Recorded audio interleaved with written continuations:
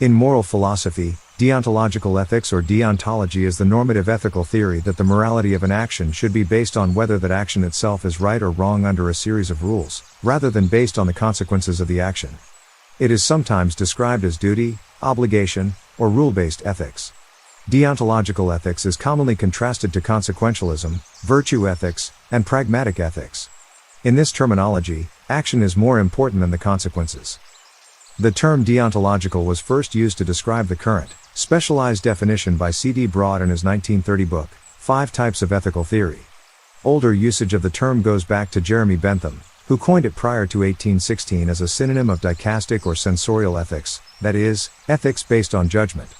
The more general sense of the word is retained in French, especially in the term code de déontologie, ethical code, in the context of professional ethics.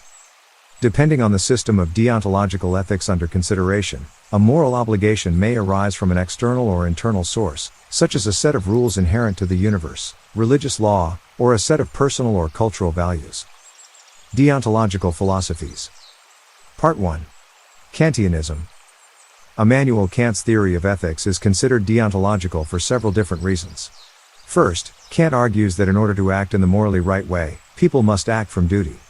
Second, Kant argued that it was not the consequences of actions that make them right or wrong, but the motives of the person who carries out the action. Kant's first argument begins with the premise that the highest good must be both good in itself and good without qualification.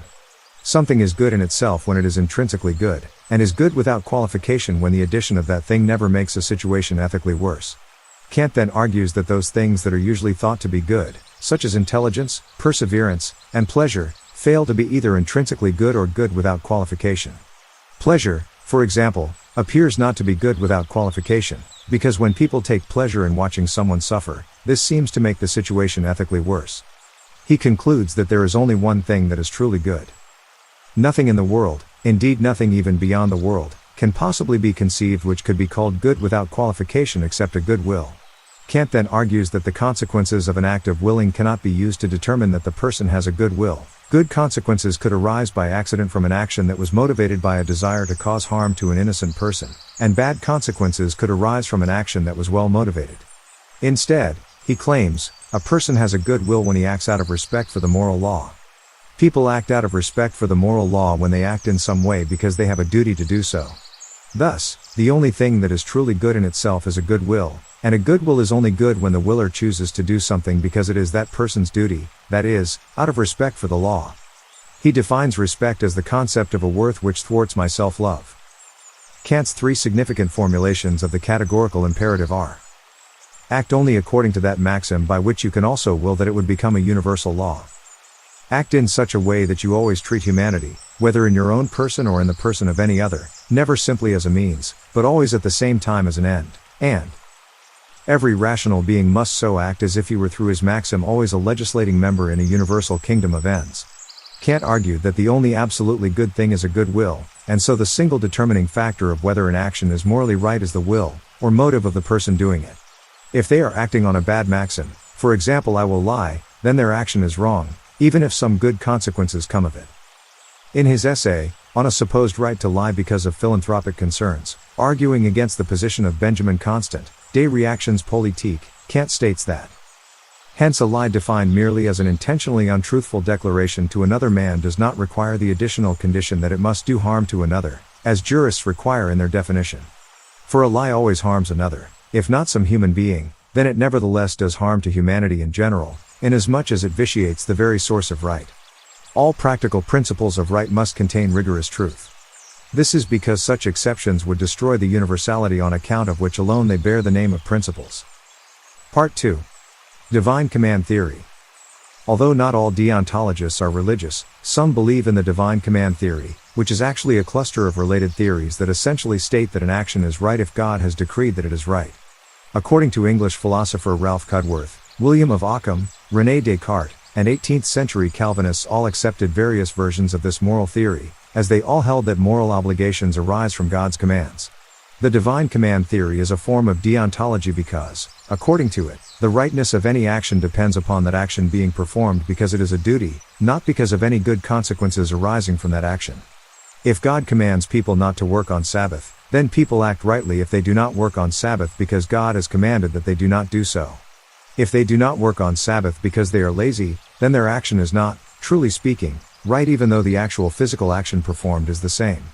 If God commands not to covet a neighbor's goods, this theory holds that it would be immoral to do so, even if coveting provides the beneficial outcome of a drive to succeed or do well.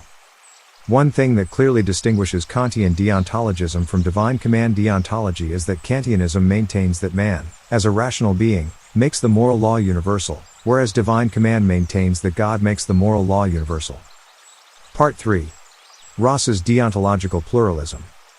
W. D. Ross objects to Kant's monistic deontology, which bases ethics in only one foundational principle, the categorical imperative.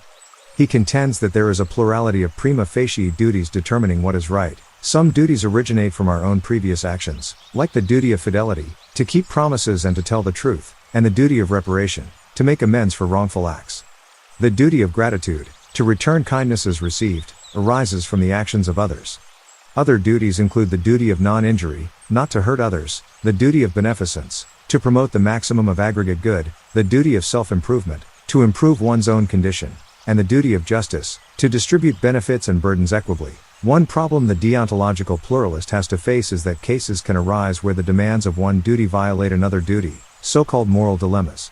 For example, there are cases where it is necessary to break a promise in order to relieve someone's distress. Ross makes use of the distinction between prima facie duties and absolute duty to solve this problem. The duties listed above are prima facie duties. They are general principles whose validity is self-evident to morally mature persons.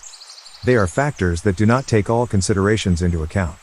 Absolute duty, on the other hand, is particular to one specific situation, taking everything into account, and has to be judged on a case-by-case basis.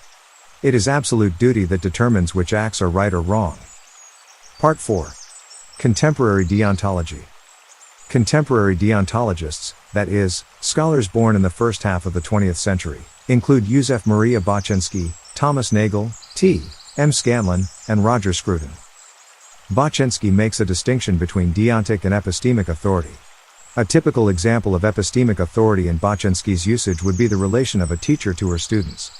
A teacher has epistemic authority when making declarative sentences that the student presumes is reliable knowledge and appropriate but feels no obligation to accept or obey. An example of deontic authority would be the relation between an employer and her employee.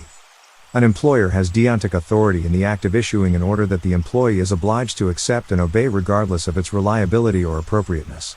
Scruton, in his book on human nature, is critical of consequentialism and similar ethical theories, such as hedonism and utilitarianism, instead proposing a deontological ethical approach. He implies that proportional duty and obligation are essential components of the ways in which we decide to act, and he defends natural law against opposing theories.